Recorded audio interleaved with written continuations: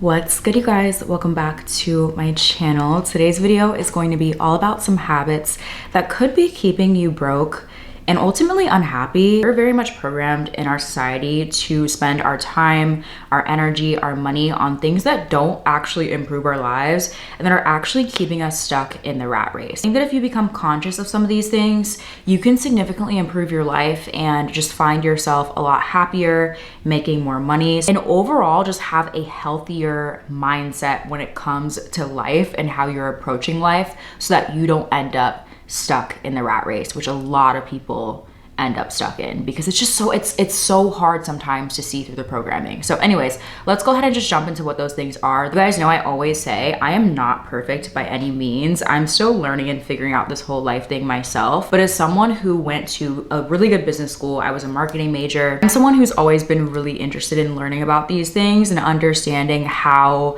this whole matrix system works. So I just want to share with you guys some of the things that I've been learning for myself, some things that I'm actively working on so that I can not be broke, not be broke-minded. The first one is going to be chasing aesthetics and trends. This is something that probably is a lot more common if you're like around my age or if you're someone who has grown up with the influence of social media. There's literally always something to be spending your money on when it comes to different trends, different aesthetics. There's always something new that I'm noticing now on TikTok Shop that I want to buy or maybe to order from Amazon. Like, girl, there is literally always something to be spending your money on. And if you are not careful, you can end up in credit card debt falling for these marketing schemes, because ultimately what a lot of these things are that you see on social media, it's important to remember that a lot of it is marketing. Like, a lot of, I can speak for someone who is an influencer, like a lot of influencers, while they may be living a certain lifestyle and it may be real,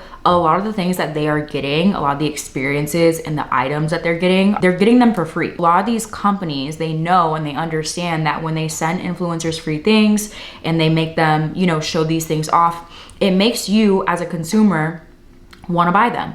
And it makes you want to get in credit card debt so that you can chase those same things and chase those same trends and buy those same things. But you have to be very conscious of this and be aware of the fact that this lifestyle that you're seeing a lot of people live is not actually real. So just keep that in mind and make sure that you are having a realistic expectation for yourself in terms of what you're consuming and how much you actually need to be consuming. And I think a really, really good way to do this is to make sure that you have a good understanding of what's important to you. What does your personal style look like? What's important to you in terms of what you're investing your money in? You may see some people who are really into makeup and beauty and skincare, but maybe you're a bit more into fashion, or you're a bit more into getting experiences out of life and traveling. Maybe, like, everyone has their different things, but if you're not careful and if you're on social media too much, you may fall for what everyone else is doing. And make sure that when you are buying things, that you're maybe trying to invest in things that are actually going to last you and that are actually going to bring value to your life. So for example, when it comes to fashion, invest in more timeless pieces and ask yourself, am I going to be wearing this thing for the next 5 years? Am I going to be wearing it in 10 years? Or am I just chasing the aesthetic that's popular for this season? And if you need, maybe reduce some of your social media consumption to make sure that you are, again, taking time to really understand what you like versus what's just popular at the moment. While, it's totally normal to be influenced and inspired by other people, you want to make sure that you know who you are at your core. And I think that when you start kind of understanding and learning yourself a bit more, it's going to save you a lot of money, but also a lot of energy. And so it's going to make you a lot happier. And that kind of leads me into my next thing, which is just too much social media in general. This is a habit that I think can not only cause you to spend money on things that you don't need, but it can also keep you stuck in a negative headspace and therefore be stuck in the rat race. And this is why when you're spending too much time on social media, you may end up idolizing people or putting people on a pedestal that are living lifestyles that you are not living. And so therefore, when you go back to your real life, you're looking around at your life and you're finding things that are wrong with it. Just from a psychological perspective, you may find yourself almost putting things on a pedestal that could actually just be normal life for you. You could subconsciously convince yourself that that is just entertainment instead of being a life that you actually get to live and experience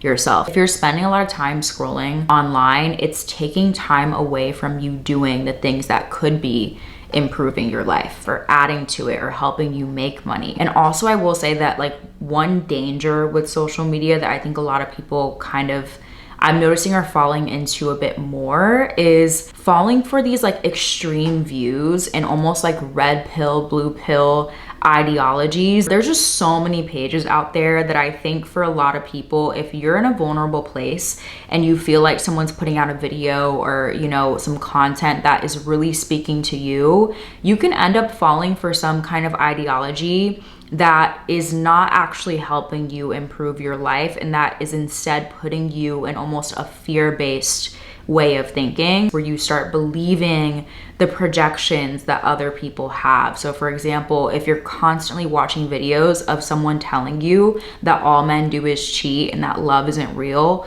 you are going to eventually start absorbing that, and that's going to affect your life. It's going to affect the way that you see the world, and therefore you're going to start attracting those things in your life. So just be very, very careful. Again, I think that everyone, especially like someone like Share7, or I can't think of another example right now, but there's so many people who put out things that are very much real, and I'm sure a lot of what they are saying is truth. But if you find yourself getting too obsessed with that kind of content and constantly consuming it, I think you can put yourself in a place where you are just not in the best headspace to actually improve yourself, and instead you're just looking for someone else to blame or something. You know what I mean? Like, just be very, very careful about how much content you're consuming, because social media can be very, very addicting, and it can cause you to just avoid the work that you need to do. And the same thing also just kind of goes like with the news and just general media, TV, music. Just be very, very conscious of what you're consuming, because when you're constantly, you know, for example, listening to music that has certain lyrics in it,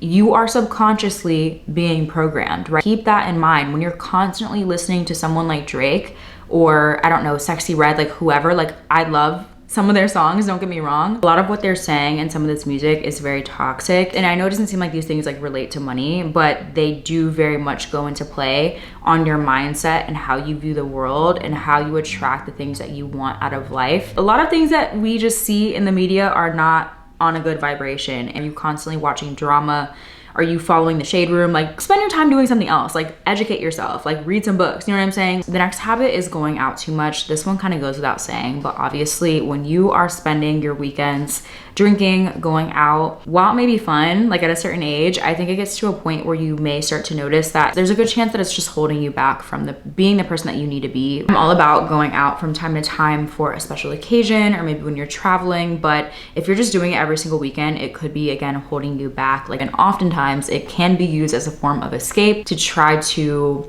ignore the problems that you maybe have in your current life. So if you don't already, like, spend your weekends pursuing hobbies and things that interest you, maybe hang out with people who have common interests with you, spend your weekends doing things that maybe don't involve drinking and going out. If you want to remain consistent when it comes to your goals and your health and going to the gym and all that stuff, like, I just think it's going to overall improve your life. The next habit is overexerting yourself at a job that you are not passionate about. This is a habit that can keep you very, very much stuck in the rat race because you're overexerting your energy at a company that is not actually fulfilling you and giving you what you need energetically back. So if you love what you do for work, then that's amazing. But a lot of people obviously do not, and they're spending a good chunk of their life working at jobs that don't actually fulfill them and that instead drain them. And I think what happens is a lot of people forget that a job is simply meant to pay your bills. When you are being burnt out and drained by a company because you've been taught that you have to work super, super hard in order to maintain your job or make a manager happy or meet certain goals, then you are doing yourself a disservice because there's so much more time and energy that you could be pouring into other things like taking care of yourself or maybe some side hustles or maybe doing content. And obviously everybody's different. Some people don't have as much control over how much time and energy they have to put into their job, but I just really, really encourage you, if you do not like what you do, just make sure that you are finding ways to bring your energy back to you, setting some boundaries with your management, and if you can, look for a job that allows you a bit more autonomy, a bit more freedom, so that way you can take back some of your time and your energy and pour it into things that actually matter to you. Like, I remember learning in business school some of the tactics that management uses at companies in order to get employers or employees to work harder than they need to. And a lot of times what people do is they get convinced that, like, if I just work a bit harder, then I can get to the next position, then I will be more fulfilled or whatever. But like, you may notice that when people climb the corporate ladder, they just end up getting more responsibilities and more put on their plate, and you may be getting paid a bit more for it. But oftentimes the amount that you're getting paid for the more responsibilities that you're getting does not add up. So don't fall for these schemes that makes it seem like, oh, I need to work as hard as I possibly can and exert all my energy at this company, because I promise you, oftentimes people end up getting burnt out because of it. And you may wake up when you're like 50 something years old and recognize, like, wait, I have not actually been fulfilled by this job, and I've been spending so much time trying to prove myself, when in reality I could have looked for an alternative job, or I could have just kind of chilled out a bit and spent more of my time and energy working on things that actually fulfill me. I just really encourage you to remember that, first of all, it's never too late to change careers and to try something that you maybe want to do instead. It doesn't matter what age you are, the time is going to pass regardless. So you might as well really put in the effort to find something that actually fulfills you. And in the meantime, if you are working at a job that you don't actually like, but you have to be doing it, like, just try to put in the bare minimum. I really encourage you to watch my video that I made a few years ago about this if you kind of want to see me talk about it in more detail. But like, just do not overexert your energy, because I promise you, you will look back one day and regret it. Okay, the next habit that could be keeping you stuck in the rat race is spending time with people who don't actually align to who you want to be with and who you don't actually vibe with. And that applies to romantic partners, friends, and even family. We all know this. The people that you spend the most time with are going to rub off on you. And so if you're constantly surrounding yourself with people who are okay with being unhappy and who are not, you know, doing much with their life, or they don't actually care about improving their life if they're not happy with it, that is going to rub off on you. Oftentimes we're too scared to distance ourselves from people because we feel bad, or because we have history with people, or we're scared of being alone, or we don't want to not have any friends, or whatever it may be. But I promise you, when you can learn to stand on your own and actually be happy with yourself without the influence of other people all the time, you will be so much better off. You will be much happier, and you will also be, again, you'll have more free time to spend doing things that are actually good for you. And what will naturally happen is, over time, when you start becoming the person that you want to be, you will start attracting the kind of people that you want in your life as well, right? So just be very conscious of who you're spending time with. Be especially conscious of who you are dating. Who are you allowing into your close circle, because it's going to be holding you back. So for example, if you have friends who always want to be going out every single weekend, that is going to rub off on you, and you're gonna be inevitably spending money, time, your money, your energy, doing things that don't actually feel aligned to the kind of person that you want to be, right? So just keep that in mind. I know it doesn't seem like it's that important, but the kind of people that you surround yourself with are very much going to affect how you spend your day-to-day life. The next thing, and I think this is the last thing on my list, is having an ungrateful mindset and constantly engaging in negative thinking. This is probably like the number one thing, the number one habit that could be keeping you stuck in the rat race and could be keeping you stuck in a broke mindset. Oftentimes when we're not happy with our lives and we're comparing it to other people and we're ungrateful, there is a void that we start trying to fill. So we're trying to fill it with material things, with buying a bunch of stuff that we don't need. We're trying to fill it by going out and drinking, and again, spending our time, energy, and money on things that are not actually improving our lives, but are instead holding us back and causing us to bypass the actual work that's needed to become the person that we do want to be.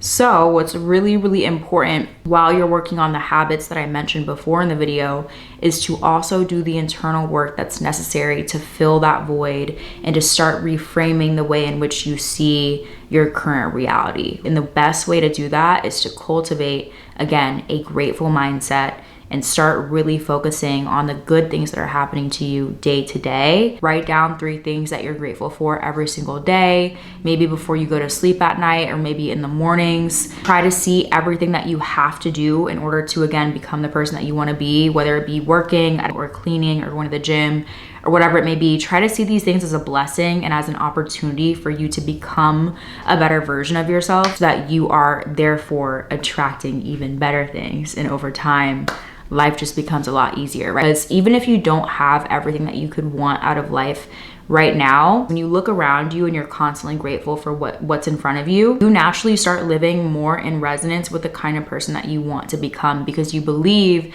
that life is good. You believe that good things are happening to you. You're seeing the positive in things, and so therefore more positive things are going to happen to you. I promise you that inner work is going to help you avoid the habits that I mentioned earlier, and instead implement healthy habits that will make you become the best version of yourself that you can be. So I hope what I'm saying made some sense, you guys. I think I've talked about a lot of these things in other videos before, but I kind of just want to come on here as a reminder that in order to improve your life, in order to avoid being broke, being unhappy, being stuck in the rat race, you can easily switch your life and your reality in a moment. You just have to start becoming conscious and aware of not only what you're doing, but also how you're thinking. So yeah, let me know in the comments down below which of these things resonated with you the most. Which of these things are you maybe working on the most? I think for me, probably the number one thing is reducing my social media consumption and just my consumption of material things, period, because I still have so many things that I want to buy that I know I don't need. But you know, we're working on it, we're getting there. So yeah, I love you guys so much. I hope you guys are doing well, and I will see you guys in the next one. Bye.